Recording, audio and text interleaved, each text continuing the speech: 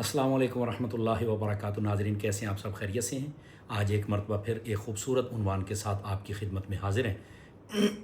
آپ سے درخواست ہے کہ اول تا آخر گفتگو کو ضرور سماعت فرمائیں۔ عنوان گفتگو ہے سید المؤذنین سید العاشقین، حضرت سیدی و سیدنا بلال حبشی رضی اللہ تعالی عنہ، آپ کی ذات گرامی۔ محرم الحرام شریف کی 20 تاریخ کو آپ کا وصال پرملال ہے، تو سوچا آپ کی خدمت میں بھی ہمیں حاضری لگوانی چاہیے۔ حضرت بلال حبشی رضی اللہ تعالیٰ عنہ، آپ کو معلوم ہے کہ حبشی النسل تھے اور قبیلہ بنی جمح یہ اس کے باشندے تھے۔ آپ کے والد کا نام رباح اور والدہ کا نام حمامہ تھا، اور آپ جیسے کہتے ہیں نا کہ نسل در نسل آپ غلام، یہ اس طرح غلامی کی زندگی بسر کرتے تھے۔ لیکن آخر میں اللہ رب العزت نے اس محبوب کی غلامی آپ کو عطا فرمائی کہ جن کے غلاموں کو زمانے کا سردار اور آقا اور بادشاہ کہا جاتا ہے۔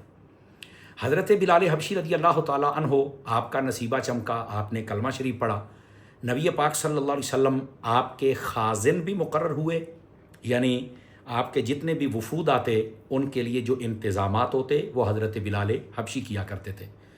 خاندان اہل بیت اور بالخصوص سیدہ کائنات رضی اللہ تعالی عنہ، آپ کے گھرانے کے جو کام ہوتے اور بس اوقات ان کی چکی تک چلانے کے لیے آپ کو خدمت کا موقع میسر آیا۔ محبوب کریم صلی اللہ علیہ وسلم کے پاس اگر کوئی نو مسلم کلمہ پڑھ کے آتا اور یہ اظہار کرتا کہ میرے خاندان قبیلے والوں نے چھوڑ دیا ہے، تو آقا کریم حضرت بلال سے فرماتے کہ آپ ان کے لیے انتظام کریں، تو آپ لوگوں سے بس اوقات قرض ادھار لے کر بھی اس نو مسلم کی خدمت کیا کرتے تھے۔ حضرت بلال حبشی رضی اللہ عنہ، آپ کو یہ اعزاز حاصل تھا کہ آپ کی آواز قدر بلند تھی، تو آپ مؤذن رسول بھی کہلائے، اور اگر یوں کہوں کہ مؤذن اسلام، تو یہ بات بھی بالکل درست ہے۔ اور پھر دیکھیے محبوب پاک علیہ السلام سے جو محبت کی انتہا کرتا ہے، پھر محبوب اسے کیا نوازتے ہیں۔ آپ کو گرم ریت پر بھی لٹایا گیا، گرم پتھر آپ کے سینے پر رکھے گئے، کیل تک ٹھونکے گئے، یہاں تک کوچے اور گلیوں کے بچوں کو آپ کے پیچھے لگایا گیا، آپ کو دیوانہ تک کہا گیا، اتنی تکالیف دی گئیں، پر حضرت بلال حبشی رضی اللہ عنہ، آپ نے دامن مصطفیٰ نہیں چھوڑا۔ وقت گزرتا رہا، جب مکہ فتح ہوا، اذان دینے کی باری آئی، تو کہا کعبے کی چھت پر کھڑے ہو کر اذان دیں گے، تو پتہ کس کا نام لیا تھا؟ فرمایا میرا بلال کہاں ہے، آج کعبے کی چھت پہ کھڑا ہو کے اذان دے۔ وہاں پر بڑے بڑے سردار بھی تھے، رنگ گورے والے بھی تھے، اچھے قبیلے والے بھی تھے، پیسے والے بھی تھے، بڑی بڑی خدمات تھی ان کی، اس میں کوئی دوسری رائے نہیں، پر محبوب کریم بتلا رہے ہیں کہ جو ہم سے محبت کی انتہا کرے، ہم عطا کی بھی انتہا فرماتے ہیں۔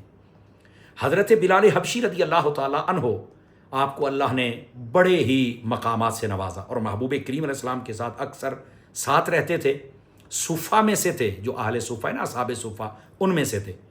اور حضرت بلال حبشی رضی اللہ تعالیٰ عنہ، آپ کو حضرت صدیق اکبر نے خرید کر محبوب پاک کی بارگاہ میں پیش کیا اور کہا کہ آج میں نے ان کو آزاد کر دیا ہے، آپ کی خدمت میں پیش کر دیا ہے۔ اس کی بھی بڑی لمبی داستان ہے، پر میں ادھر جانا نہیں چاہتا، لیکن دو باتیں میں ضرور عرض کرنا چاہوں گا۔ آپ نے 5 اوقیہ سونا اور اس کے بعد چاندی، یا 7 اوقیہ سونا اور اس کے بعد چاندی، اور آپ نے غلام اور درہم و دینار دیے، تو پھر چل کے آپ نے ان کو خریدا۔ مولانا روم رحمۃ اللہ علیہ لکھتے ہیں، محبوب پاک علیہ السلام کو جب پتہ چلا تو آپ نے فرمایا اے صدیق، جب تم خریدنے گئے تھے تو کچھ پیسے مجھ سے بھی لے لیتے تاکہ میں بھی ان کو خریدنے میں تمہارا شریک ہو جاتا۔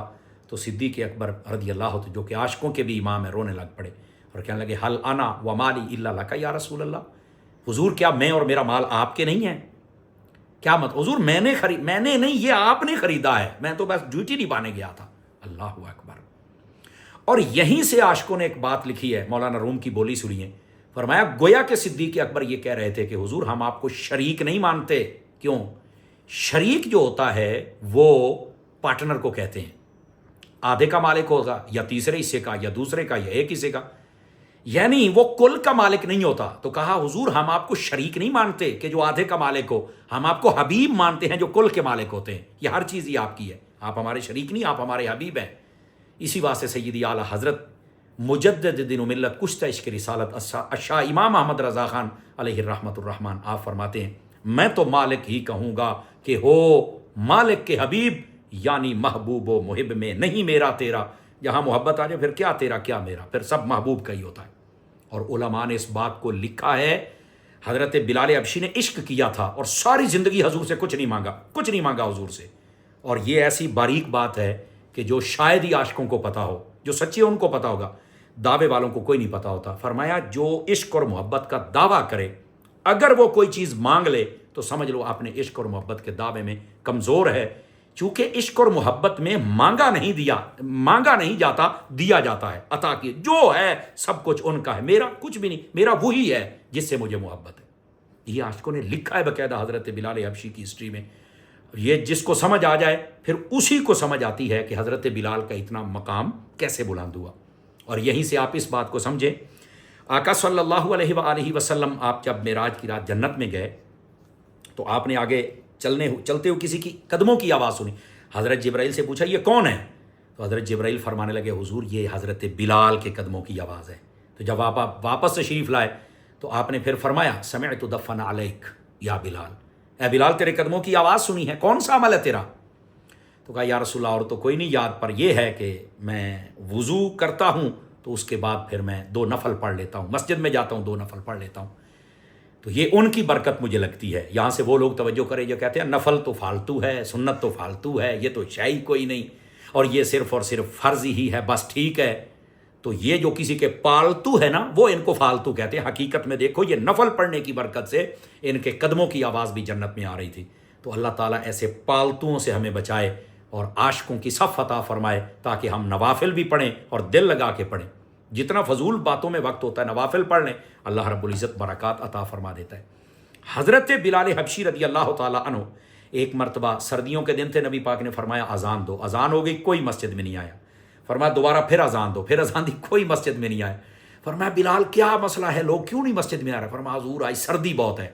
نبی پاک صلی اللہ علیہ وسلم نے مبارک ہاتھ اٹھائے، دعا کی، فرمایا یا اللہ ان سے سردی دور کر دے، ان سے سردی دور کر دے اور ان کو ٹھنڈ نہ لگے، ان کو وہ موسم جو گرمیوں والا وہ عطا کر دے. فرمایا یہ بات کہنے کی دیر تھی، لوگ سارے مسجد میں آ گئے اور کئی پنکھے جھیل رہے تھے. سردی اتنی تھی، محبوب کی دعا نے ایسا اثر دکھلایا کہ فوراً سارے مسجد میں آ گئے اور ایک دوسرے کو پنکھا جھیل. یہ حلیت الاولیاء میں یہ بات موجود ہے. تو حضرت بلال حبشی رضی اللہ تعالیٰ عنہ، آپ کے بارے میں حضرت عروہ بن زبیر اور حضرت ورقہ بن نوفل، اگر آپ ان کی بات کو پڑھیں، امیہ بن خلف جب ان کو تکالیف دیا کرتے تھے تو وہ چونکہ انہوں نے جب دیکھا تو امیہ بن خلف کی اس بات پر کہا کہ امیہ ان کو تکلیف نہ دے، تو ظلم کر رہے، اور اگر اسی حالت میں یہ شہید ہو گئے تو ہم ان کا حنان بنائیں گے. تو لوگوں نے پوچھا حنان کس کو کہتے ہیں؟ تو اہل لغت نے لکھا ہے حنان کا معنی ہوتا ہے مزار. کہا امیہ اگر تو اسی حالت میں ان کو شہید کر دے گا تو ہم ان کا مزار بنائیں گے. یہ ایسا عاشق بندہ ہے، درویش بندہ ہے. تو کہنے کا مقصد یہ مزار تو پرانی لوگوں کی ایک ریت ہے اور طریق ہے. یہ آج جو مزاروں اور بابوں کے مخالف ہیں یہ جمہورے بچے ہیں بیچارے، یہ تو کچھ بھی نہیں، پہلے ختم ہو گیا تو نہ دیتے گلی کو نہیں جناب.